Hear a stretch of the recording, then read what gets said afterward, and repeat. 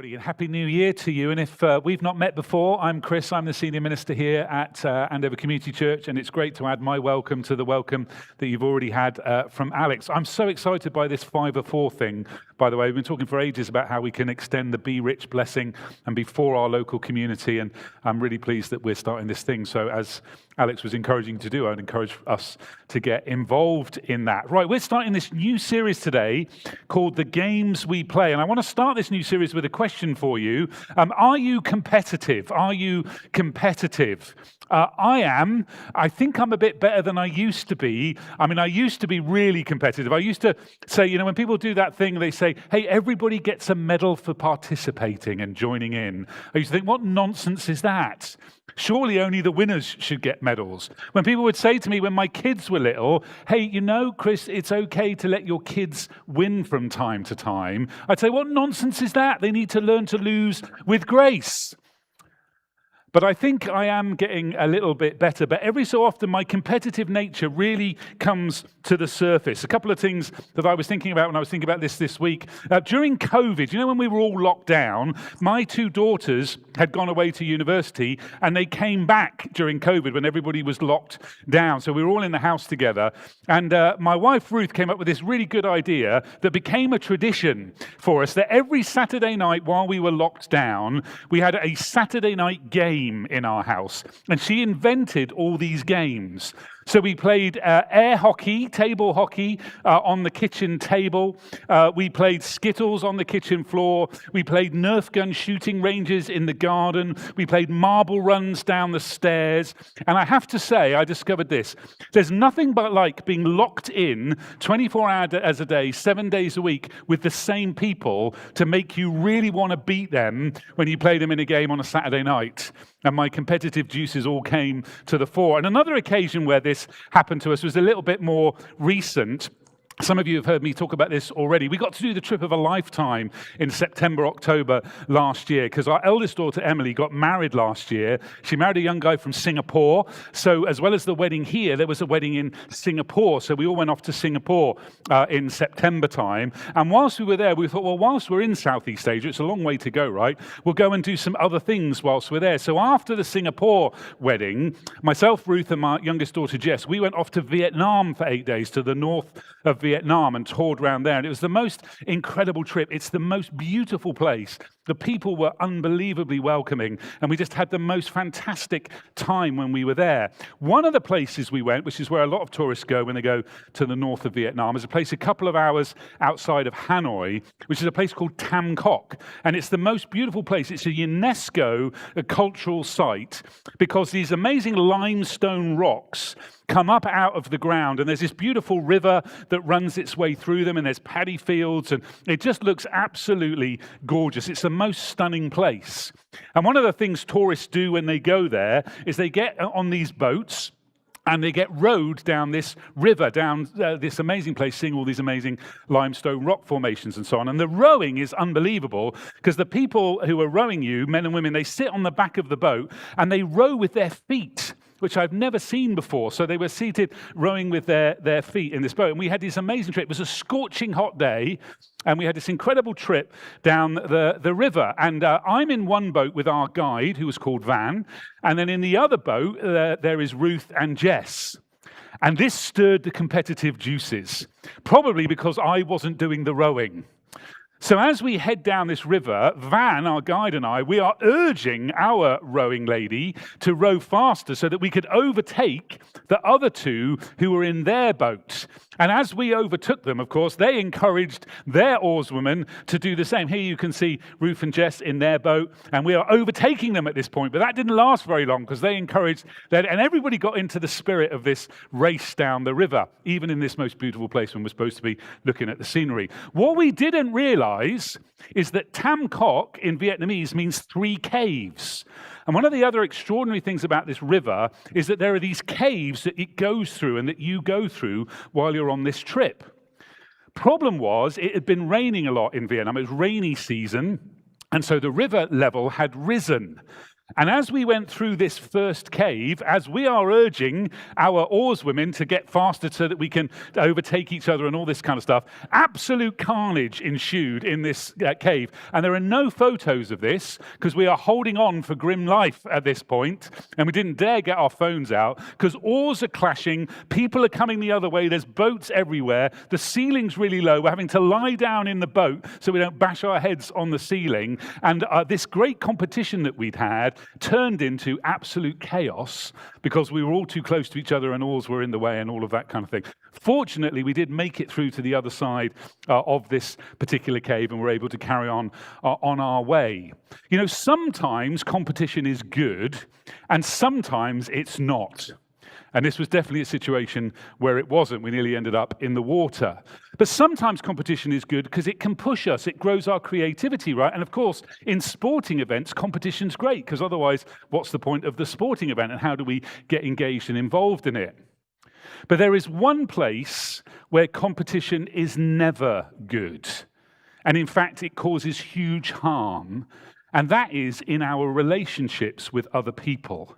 Because you see, when there's a competition in a relationship, one person wins and another person loses. That's the nature of the competition.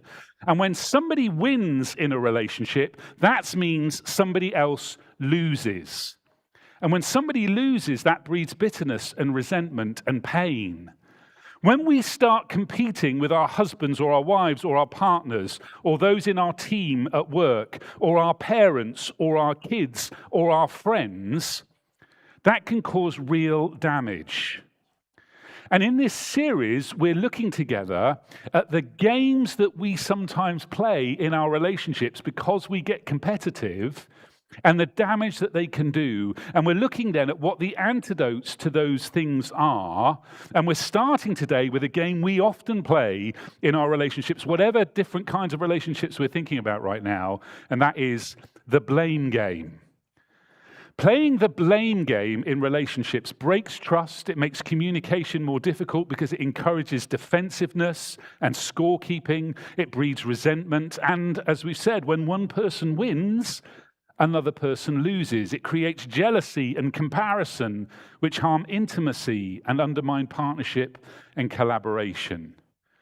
The problem is that we're getting really good at the blame game in our society and in our culture these days. We would rather assign blame than assume responsibility. And that is true for us, whether we would say we were a Christian or not. All of us can fall into this temptation to blame other people. And sometimes we fall into the temptation to blame God. When things don't work out as we hope they would in our lives, we can have that temptation to blame God for that. And that can destroy our relationship with God or hurt our relationship with God, or it can stop us, if we're exploring faith, from entering into a relationship with God in the first place. And that may be you. And the reason why you might not be entering in and taking that step of faith into a relationship with God is because actually you blame him for something in your life that isn't what you think it should be. So to help us unpack this theme, we're going to look at an ancient character from the story of God. And we're going to see the devastating consequences of the blame game and what we can learn about doing things differently. And that ancient character is a guy called Moses, whose story we find in the Old Testament part of the Bible. Moses had all these incredible experiences with God. He was rescued miraculously from certain death when he was a child. He grew up in a palace in Egypt. He wasn't an Egyptian, he was an Israelite. And the Israelites were enslaved in Egypt at that point. But he got to grow up in a palace in Egypt, again, through this miraculous circumstance of God. When he was a young man, he killed somebody and had to flee for his life. And then God called him to go back to Egypt so that he could be the one who God would use to set the people of Israel free from their slavery in Egypt. And they had all these incredible experiences where God miraculously used Moses to set the people free and to cross the Red Sea. And God parted it so that Moses and the people could cross. And they had all these incredible experiences. And then just as he reaches the end of his life, as they're about to enter in, the people of Israel about to enter into the land that God had promised them all those years before, Moses reflects on his life. And he gives a series of speeches to the people of Israel, and they're recorded for us in one of the first 5 books of the Bible, which is called Deuteronomy. And even though Moses has experienced all these amazing things in his life, seen God do so much, he still resorts to the blame game. He still resorts to the temptation to play that game. See, he can see the land, literally see the land that God has promised to the people of Israel that they would move into. He can see it from where he's standing, but he knows he won't be the one to lead them into that promised land before he dies. And in his frustration and in his sadness, he rolls the dice of the blame game. And here's just a few excerpts from one of those speeches he gives to the people of Israel at the end of his life. So imagine he's there, thousands, hundreds of thousands of them are all before him, and he says this to them: "Because of you, the Lord became angry with me. But because of you, the Lord was angry with me and would not listen to me." And then later on he says, "The Lord was angry with me because of you. And he solemnly swore that I would not cross the Jordan and enter the good land the Lord your God is giving you as your inheritance." Is there any doubt here who Moses thinks is responsible for him not getting to enter into the promised land before he dies? No doubt, right? Because of you, because of you, because of you. This is your fault. You did this. Oh my goodness. 3 times Moses blames the people of Israel because of you. So we would be right in thinking, okay, well, what did they do? What did they do? So to find out what they did, we're going to look at 2 other books in the Old Testament, or sections from books in those first 5 books of the Old Testament. And those books bookend the story of the 40 years between when Moses led the people out of slavery in Egypt to this point where he gives this speech to them. So the background, so we're going to go 40 years back from this. Moses has just led the people out of slavery in Egypt. Miraculously, they've been set free. They've crossed the Red Sea. They're now over the other side of the Red Sea, and they're in a place called Rephidim, and there is no water. So the people of Israel are grumbling. They're saying, "Why did you bring us here?" They're blaming Moses for bringing them out of slavery. Can you imagine that? Into this new place because there is no water. So Moses cries out to God, "What am I supposed to do with these people?" And in Exodus, which is one of the first 5 books where the beginning of this story is documented, we get this. "The Lord answered Moses," when Moses cries out, "What am I supposed to do about this lack of water? Go out in front of the people, take with you some of the elders of Israel, and take in your hand the staff with which you struck the Nile, and go. I will stand there before you by the rock at Horeb. Strike the rock, and water will come out of it for the people to drink." Now, I want you to notice this bit, strike the rock. So this staff is very symbolic. This staff that Moses has, that God has given him, is the thing that he's used to perform so many of these miracles up to this point. It's the staff he put in to the Red Sea as it to part it and all that. So the staff is really important. So God commands Moses to go to Horeb and stand by a rock and strike it with the staff. And when he does that, water comes out, and the people of Israel are provided for with all that they need to drink. Now we need to fast forward. Because of a lack of trust in God, they don't enter into the promised land. And so for 40 years they wander around in the wilderness, but God continues to provide for them. But then 40 years later, this water thing becomes a problem again. So now we need to go to another book, the book of Numbers, which records the end of this story. And in Numbers chapter 20, it says this: "Now, once again, there was no water for the community, and the people gathered in opposition to Moses and Aaron." In opposition to, right? They're blaming them for this problem. "They quarreled with Moses and said, 'If only we had died when our brothers fell dead before the Lord. Why did you bring the Lord's community into this wilderness that we and our livestock should die here?'" So they're saying, we would rather be dead than where we are right now with no water. So they quarrel and they argue and they resort to the same complaints. "Why did you bring us here, Moses? You're to blame." So Moses cries out to God again, and God replies again. That's in verse 7. "The Lord said to Moses, 'Take the staff,'" same staff, "and you and your brother Aaron gather the assembly together, speak to that rock before their eyes, and it will pour out its water. You will bring water out of the rock for the community, so they and their livestock can drink." Now notice, instead this time of striking the rock, Moses is to speak to the rock. Now, that is a bolder step of faith, right? Because it's one thing to strike the rock with the staff that you've already seen God do amazing things with and through. That's a step of faith, right? But now, no, don't use the staff now some 40 years later. Now there's a bolder step of faith. I just want you to speak to the rock, God says. And that is because over the last 40 years, God has been providing over and over again miraculously for Moses and for Aaron and for the people of Israel. And the idea is, I think, this is why God does this. This is not a mistake. This is not a mistake God is making. This is an intentional thing God is doing. He's asking Moses to take a different and bolder step of faith. And the idea is that the longer we journey with God, the more our trust in him should be growing and developing and deepening. And therefore, the bolder the steps of faith that we should be taking. Now, that's a challenge, right? Particularly if you're a Jesus follower and you've been one for a while. When was the last time I took a bold step of faith? And is it bolder than the step of faith we took the last time we took a step of faith? Because growing faith should be leading to bolder steps. That's a challenge to me, and I'm sure it is to many of us. So there is a bolder step of faith that the people of Israel are supposed to take here, that Moses is supposed to be taking here. So let's go and see what happens. So the next verse, so Moses took the staff from the Lord's presence, just as he commanded him. He and Aaron gathered the assembly together in front of the rock, and Moses said to them, "Listen, you rebels." So that wasn't in the deal, right? God didn't say to Moses, "Hey, go and stand before the rock and then scold the people of Israel and then speak to the rock and then I'll do the water thing." It's not in the deal. But Moses can't resist. I love this. Can you imagine this? "Hey, listen, you rebels, I've got something I want to say to you." Instead of speaking to the rock, Moses speaks to the people. Instead of trusting God and assuming the responsibility that God has asked him to take, he fires up the blame game. And he does it in two different ways. First of all, he says, "Listen, you rebels." First of all, the blame game here takes the form of moral superiority.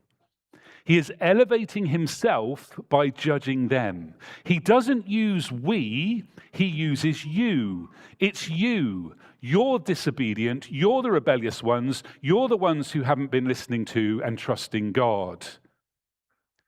And he assumes a position of moral superiority. Now, before we're too quick to judge and condemn Moses, let's remember, gosh, we do this too, don't we?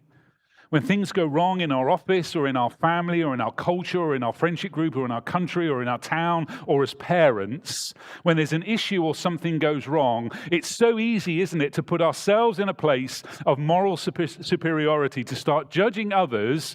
This isn't my issue. There can't be anything wrong with me. This isn't my responsibility. It must be you. But assigning blame like that never closes the gap in a relationship. It widens it. It always widens it. And then we find the second way that Moses fires up the blame game. So first of all, he adopts a position of moral superiority. And then this, look, "Listen, you rebels, must we bring you water out of this rock?" It starts with moral superiority, but then it goes on to victim mentality. Must we bring? Do we have to clean up your mess? Now, I want to be really, really careful here, and I want you to hear me carefully in this next piece, because I know that there are many times when tragically and desperately sadly, many of us have really been a victim. I understand that. Abusive relationships, things done to us, I understand that. But I'm not talking here in this next bit about those kinds of situations. I'm talking about those other times when we're not really a victim, but by adopting a position of moral superiority and by looking to blame somebody else, it allows us to see ourselves as one, and that stops us from taking responsibility when we see ourselves as a victim. So what happened? What then happened? So Moses has done his scolding and he's done his blaming. Then Moses raised his arm and struck the rock twice with his staff.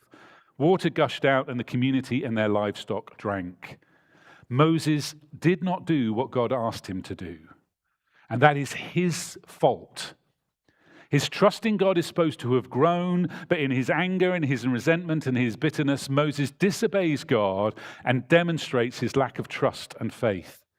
And look what the consequences of that are. But the Lord said to Moses and Aaron, because you did not trust in me enough to honor me as holy in the sight of the Israelites, you will not bring this community into the land I give them. Because of that lack of trust, they won't get to enter the promised land. Moses won't get to enter into the promised land because he didn't do what God had asked him to do. But look how gracious God is, by the way, that even though Moses disobeyed, God still provides the water for them. But the consequence is that Moses won't get to enter into the promised land. You know, when we face situations or circumstances or consequences that aren't what we would have hoped for or what we were expecting, the temptation is to play the blame game.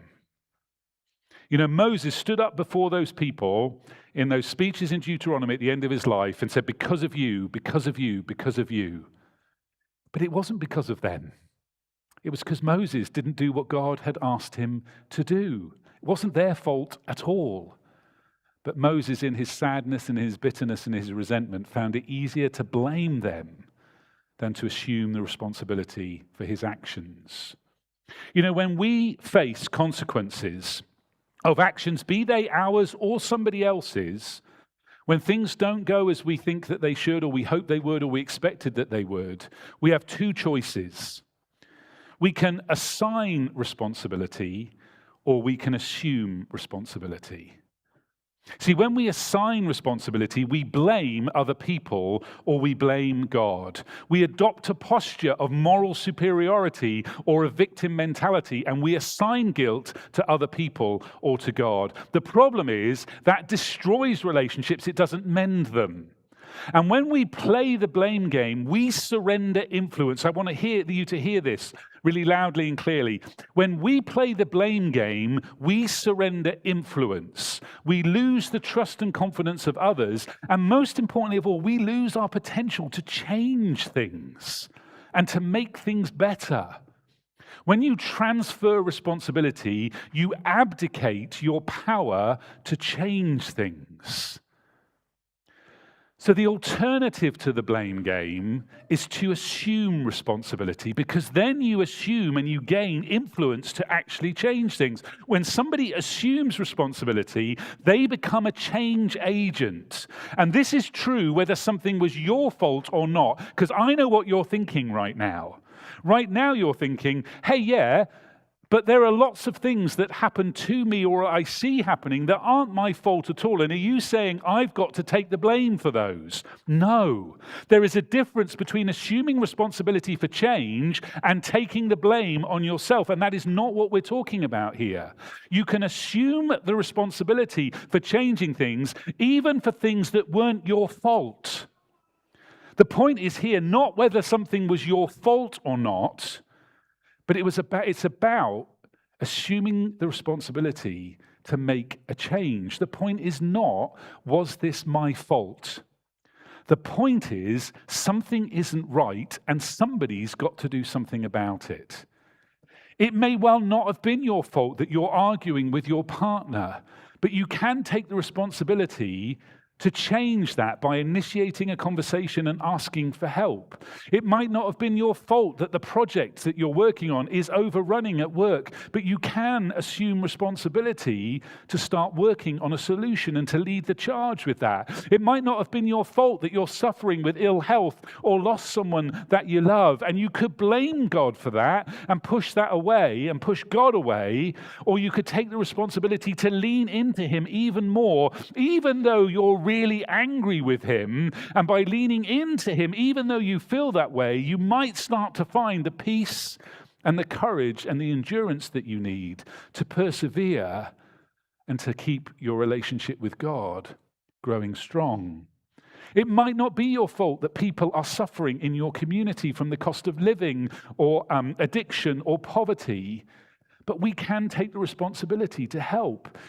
It probably isn't our fault that there are young people in our community who need the sort of help that welfare fund at Lift Winton is helping them with. It's probably not our fault. but we can assume some responsibility to help and to start to make a change. See, we can blame things or we can change things. And the antidote to the blame game is our ability to assume responsibility, and we can choose to do that.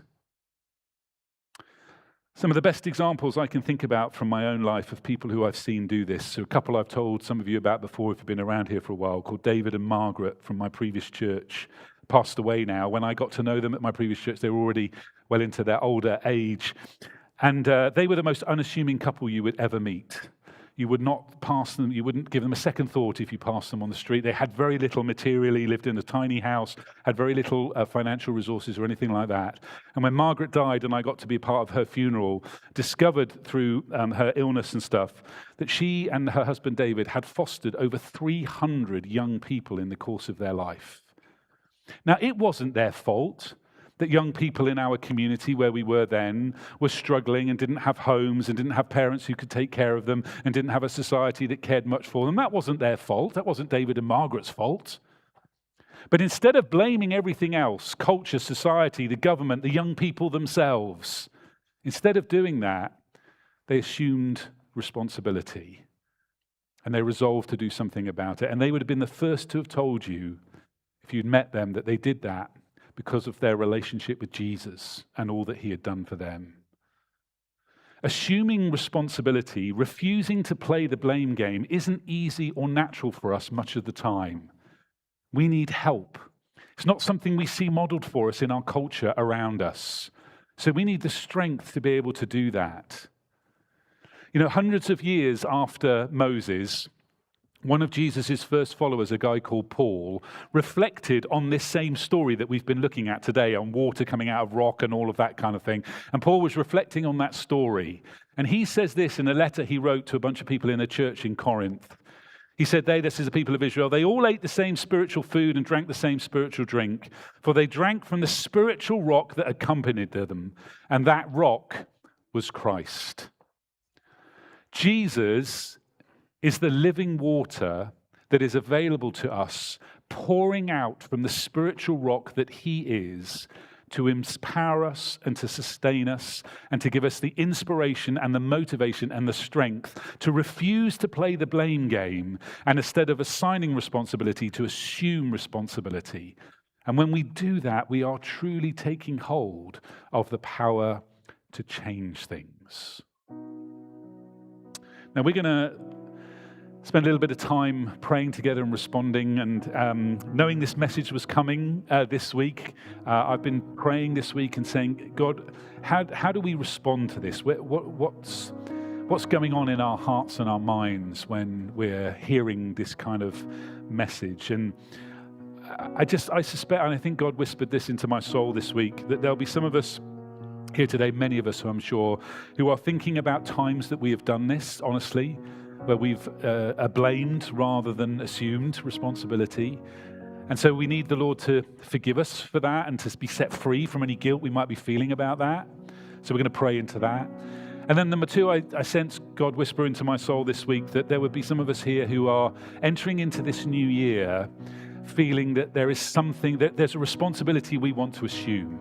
We want something to be different in our relationships, or in whatever form that might be. Might be at work, might be in a personal relationship, might be in a marriage, whatever it is. And we've been hoping and maybe even resolving as we entered into this new year that something might be different. And there may be some of us who actually are really skeptical about whether that can change. And one of the reasons why we're struggling to assume responsibility is we don't honestly think something could change. And I want us to be reminded today that God is more than able.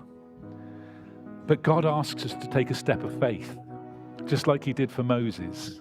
And actually, the longer we've been journeying with God, the bolder the step of faith should be. And the reason we don't do that so often is because we doubt whether God will God actually do something here. And I want us to be reminded today that God is more than able when we take a step of faith to make a difference. Lord God, first of all, we are sorry for the times we have found it much easier to blame somebody or something else, or even you, for stuff that hasn't worked out as we hoped it would, or something that we've been on the receiving end of that isn't our fault. But we've found it easier to cast blame than to try and take responsibility to change something. And we're sorry for that. But we thank you that you're a God of grace. And just like you graciously poured out that water from that rock, even though Moses did the exact opposite of what you asked him to do, you graciously poured out provision for the people of Israel from that rock. Would you pour your grace out on us today? And we thank you because of Jesus, the living water. We are forgiven and set free. So we don't need to feel guilty, and that we can live in the freedom that you give. But we thank you too that you set us free and you forgive us, but you also call us to then do things a bit differently going forward. And I pray, Lord God, for any of us here today who have a situation or a circumstance or something in our minds that actually we've been blaming other people for, and actually there's some responsibility we need to assume. Lord God, I pray, give us the boldness and the courage to take a step of faith, to assume the responsibility, not to assign blame. And God, remind us that you are more than able to step in to those situations when we take a step of faith to do more than we could possibly imagine. We're going to join in with a song or listen to a song, whatever you want to do right now, which is a new song for us, but fits with what I sense God has been wanting to say to us today, that he is more than able. So we're going to stand together if you're willing and able. If at any point you need to sit down through this, that's totally fine too, and whatever you want to do at home is great. But I want you to hear the band singing this over you. Join in with it if you want, but hear God saying to you, I am more than able. I'm more than able to perform miracles where you think there is no possibility of change. So let's stand together. If you want to adopt a posture of receiving from God, I just want to encourage you to do that. And sometimes our body language is important. There's nothing magical about doing this, but I just would love to encourage you just to stand and hold out your hands like this, because it's just a posture and a body language thing of saying, "Ready, Lord, I'm ready to receive from you." And sometimes that's an important thing. There's no pressure. Do whatever you're comfortable doing, but allow God to minister to you now.